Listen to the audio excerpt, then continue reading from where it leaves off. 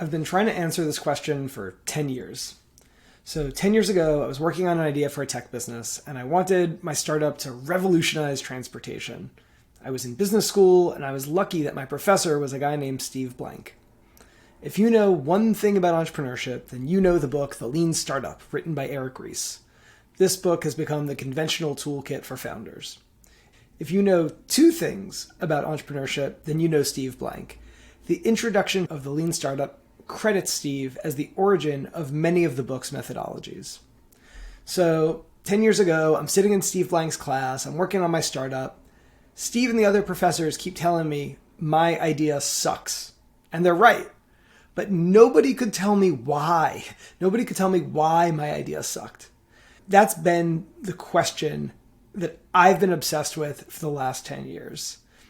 Since that class, I've created tons more startups, I've advised over 100 other founders, and I'm just really focused on this question of why. Specifically, how can a founder know whether their startup idea is a distraction or an opportunity worth pursuing? How do you know if your idea sucks? If this question is interesting to you, then you're in the right place. My passion for creating my own startups, for mentoring other founders, and for this question of why has led me to a project that I'm calling Nascent Startups. How to spend your first 100 days and $100 when you have an idea for a tech business. Welcome to the Nascent Startups podcast. I'm your host, Mike Vladimir. Here we talk about nascent stage startups, not early stage, not scaling.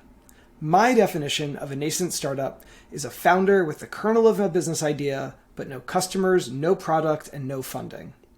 A nascent stage startup is a project of exploration constrained by minimal resources.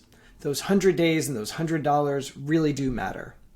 By contrast, an early stage startup has initial customers, product, and funding. To be clear, the nascent stage is not simply a smaller version of the early stage. If you're a founder of a startup that has no customers, you have totally different challenges from a founder of a startup that has customers. So you need different strategies to overcome your unique challenges. Here, we're only talking about the challenges you're facing at the nascent stage. The term startups is pretty broad, so let's zoom in, because some people describe any new business as a startup. The most straightforward type of new business has clear customers and products. For example, pizza shops and laundromats. Essentially, if you're a founder and you want to create this type of business, you're trying to make a reasonably tasty pizza or clean laundry. To do this, you can learn most of what you need to know from established experts. These conventional businesses don't really require a disruptive breakthrough. To me, these are small businesses, not startups, because the founders don't need to teach themselves anything new. Then there are biotech and deep tech startups, things like that, where you're chasing established expensive problems that need a compelling new solution. There are definitely customers waiting for a startup to deliver a teleportation device or a cure for cancer. It's just that the technologies haven't been invented yet, so there's no experts to learn from. Instead, you as a founder need to spend lots of time and money to discover a breakthrough technology. Founders of these tech-heavy startups want to create the next ChatGPT, and they need to invest millions of dollars to make any progress. This podcast focuses on startups where the founder is trying to discover a new type of customer, not a new technology. Basically, founders like you want to create the next Uber or Airbnb.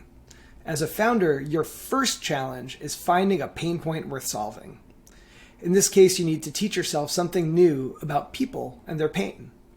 Founders face a long, difficult journey in creating these businesses. I am only focusing on the very beginning of that journey, which I'm calling a nascent startup. Again, that's when the founder has the kernel of an idea, but no customers, no product, and no funding. All of my startups and all of the founders I've ever mentored have only ever had nascent startups. So you might be thinking, there are hundreds of books on startups, thousands of websites, a ton of podcasts. Why is there anything more to talk about? Well, from what I've seen, most startup advice is focused on how founders can grow their early stage startup to achieve an exit. In other words, there are tons of resources for startups that have customers. I haven't seen great resources for nascent startups with no customers. So filling that gap is my goal here. Honestly, I don't have all the answers yet. I'm still searching, but I do think we have a great starting point. We have these really interesting questions. So the first question that I really want to address with nascent startups is something I've heard a million times, and I don't think there's today a slam dunk clear answer. You have an idea for a tech startup. Now what? I believe that the best first step for a founder with a startup idea is to determine quickly and cheaply whether the idea is a distraction or an opportunity worth pursuing. So how do you do that? Basically, my answer to the first question is the second question. So my goal with this podcast is to document the journey that I'm on, that I hope you'll join me for, in pursuing answers to these questions. For me, that journey began about 5 years ago. Like I said, I've been mentoring lots of founders through UC Berkeley, through Alchemist Accelerator. A lot of these mentees of mine have found my advice especially useful, so I decided to start taking notes with the intention of writing a book. Today, I have 130 pages of raw notes, and the book has evolved into a newsletter and podcast, which can be boiled down to a joke from the movie Dumb and Dumber. So if you remember, Jim Carrey says to Lauren Holly, "What are the chances of a guy like me getting with a girl like you? Not good like 1 in 100? She responds, more like 1 in a million. Jim Carrey thinks about it and says, "So you're saying there's a chance?" It's funny because he's dumb and he doesn't realize the difference between 1 in 100 and 1 in a million. What's sad about that joke in the context of nascent startups is that most founders have no sense whether they're pursuing a 1 in 100 or a 1 in a million idea. This is exactly what was happening to me 10 years ago when I was in Steve Blank's class. And it happens all the time to founders that I mentor today. This joke is another way to frame the challenge that I'm trying to address with nascent startups. How can we help founders figure out, yes, I'm pursuing a 1 in 100 opportunity, or no, this is a 1 in a million distraction. Let me let it go and find something better to work on. I've organized my ideas around this challenge into 3 parts: the anti-playbook, exploration, and evaluation. Before we get into those 3 parts, I just want to talk about one of the big ideas underlying nascent startups, which is that funding used to be super important, but today I strongly believe that funding is no longer important at the nascent stage.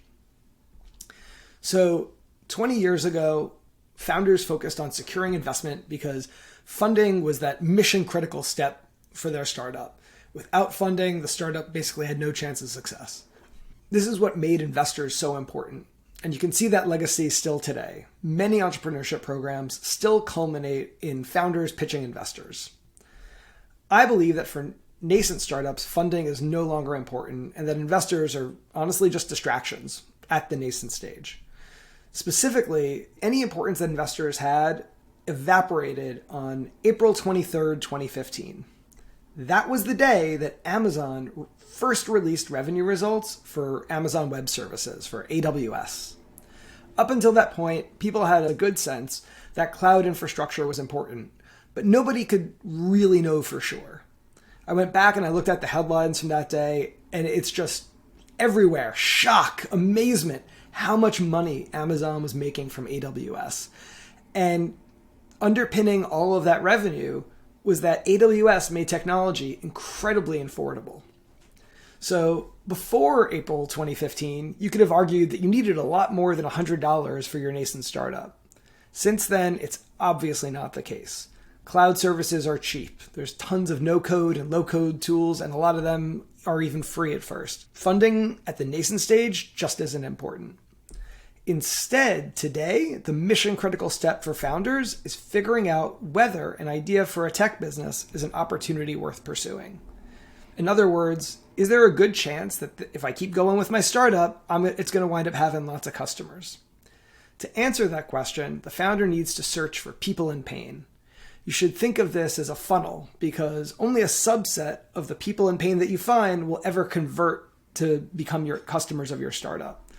So at the nascent stage, as you're looking for people in pain, that's going to give you an early indication of whether your startup idea is an opportunity worth pursuing or a distraction.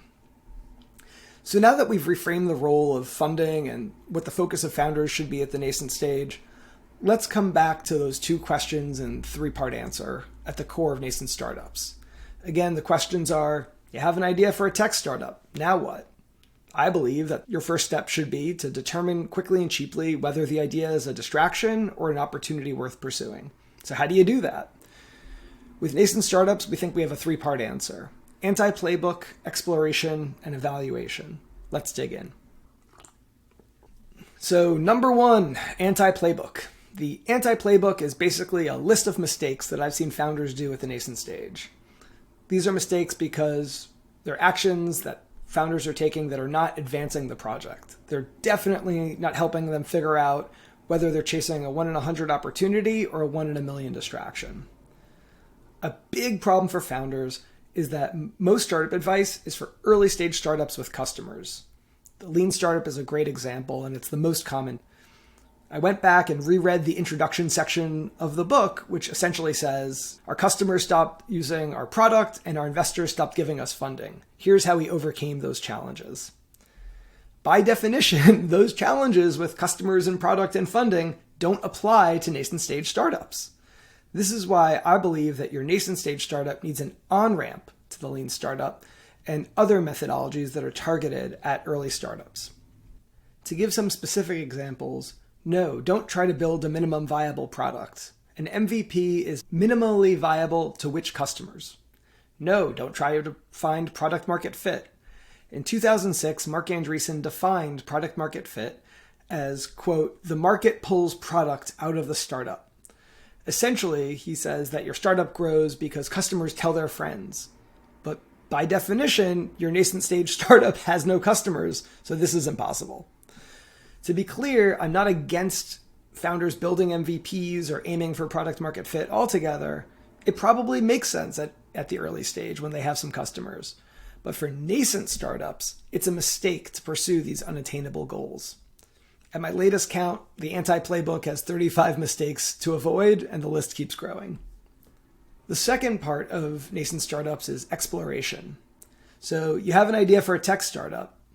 It's just the kernel of an idea. You know that your idea is not perfect. You know that your idea is going to evolve. I believe that almost all of your effort at the nascent stage should be searching for people in pain. This is different from the approach that most founders today take when they want to test a hypothesis to validate that they've discovered customers. Hypothesis testing and customer discovery were breakthroughs 20 years ago when Eric Ries and Steve Blank first introduced the concepts. Back then, in the early 2000s, once a founder had an idea for a tech business, their first step was to pitch investors, to tell a compelling story about the world to come once the founder's hypothesis was proven true. After securing funding, the founder would run customer discovery and get out of the building to validate the hypothesis. After all, that hypothesis, that narrow idea, was what the investor bet on. Today, it's different. Today, founders of nascent startups really can benefit from reframing customer discovery, which is this narrow idea, as searching for people in pain much more broadly. Yes, customers are critical. If you have a startup, you will ultimately want to have some customers. But at the nascent stage, customers don't apply because customers are at the bottom of the conversion funnel. At the top of the conversion funnel, the thing that you care about right now is discovering people in pain. Talking about customer discovery in business, to me, sounds like talking about spouse discovery in romance. We call it dating for a reason. With exploration, founders should date their idea. And then in the evaluation phase, they should decide whether they want to keep dating the idea. Yes, just like when you're single looking to get married, marriage might be a long-term prospect. But if you're worried about marriage on every first date you go on, it's going to really limit your success rate. And it's the same with dating a startup idea. It's just too soon to worry about whether this is the idea for the rest of your life. There's tremendous benefit to reframing customer discovery as searching for people in pain. By approaching an idea with curiosity and possibility, it allows you to learn and for the idea to evolve and improve. As founders, it's our nature to say, I want to build an app to solve this problem. That's a great starting point. Big fan. When that happens, what I want founders to do is what I'm calling disideation. Take your idea and break it into two parts. Literally write the two parts down on two different Post-its. Take your idea for your app. I know if you're anything like anyone I've ever mentored, you've got all these great ideas for your app. Write them on the Post-it, stick it in a drawer, put it away for now. We don't want to worry about it. What really matters is the Post-it where you have in your mind very loosely, who are the people in pain that you want to help? Because at this stage, the most important thing you could do is to really understand deeply who those people are. I want you to think about exploration as a search for pain, not for problems. Everyone has problems. Problems aren't acute. What you're searching for are people with excruciating, valuable pain. So we've covered anti-playbook and exploration. The last part of the three-part answer is evaluation. This is another part of Nascent Startups that I'm really passionate about. I'm really excited about. I think this is something new. At the nascent stage, I believe that you, the founder, you own your own destiny. No, you do not need to ask permission from investors or from co-founders. Instead, after you've invested 100 days and $100 in exploration, take off your founder hat and put on your investor hat. I want to work with you to analyze the data that you've gathered so that you can look at it and say, based on what I've found so far, is there a good reason to believe that this idea is a 1 in a million distraction or a 1 in 100 opportunity worth pursuing? I can't express strongly enough how much I believe that it's important for founders to own their own fate. I've had so many people I've worked with say, I gave up on my startup because I couldn't get funding. Before April 2015, maybe you could have made that argument, but that's no longer true. The only people founders are beholden to at this stage in 2024 is ourselves. So these are the three parts of the Nascent Startups journey. The anti-playbook, lots of stuff not to do. Exploration, search for those people in pain. And then evaluation. Do you have reason to believe that the idea is an opportunity worth pursuing? If so, then maybe you want to go full bore on customer discovery and try to make this project into a business. Because right now, while it's nascent, it's just a project, and that's great. So let's talk about us.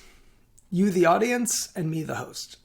So you're probably wondering, who is this guy, Mike Vladimir, and why is he the right person to guide me in nascent startups?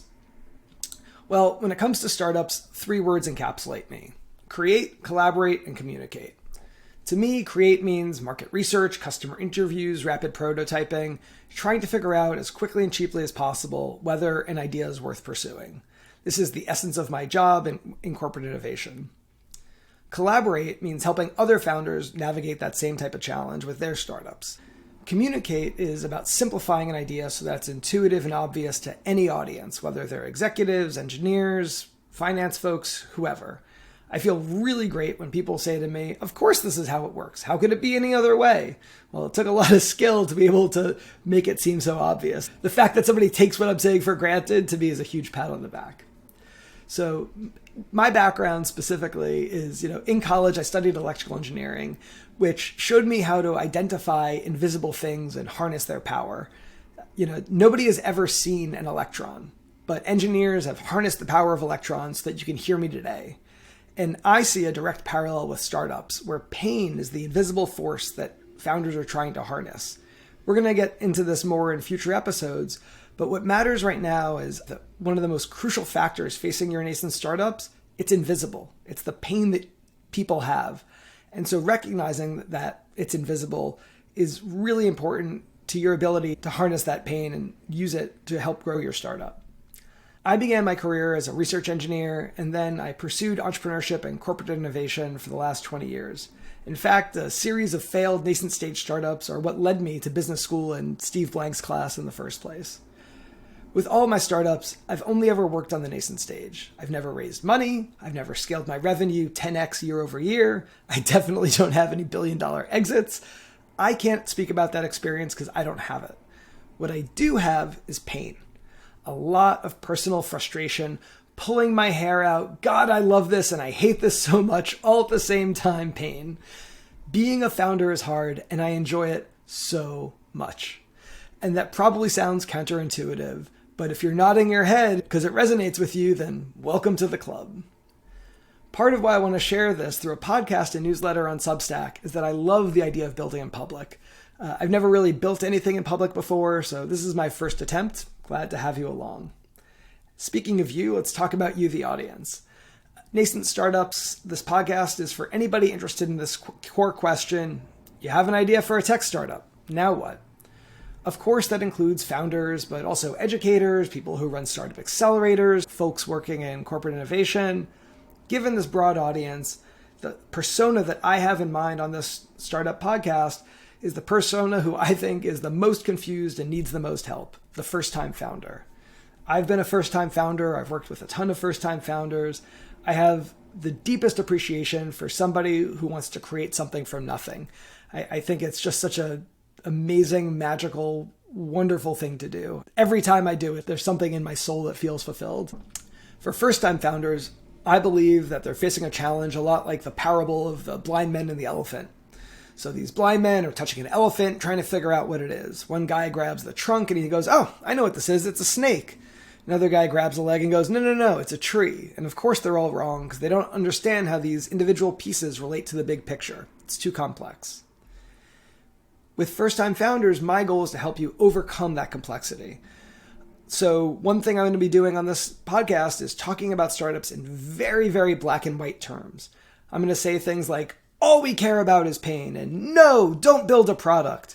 For the more seasoned entrepreneurs in the audience, you might want to, shout at me, "You're oversimplifying. What about this edge case?" You're correct. I'm definitely oversimplifying because I'm trying to help first-time founders. I'm going to keep everything here super simple. If something is true 80% of the time, I'm going to say it's always true.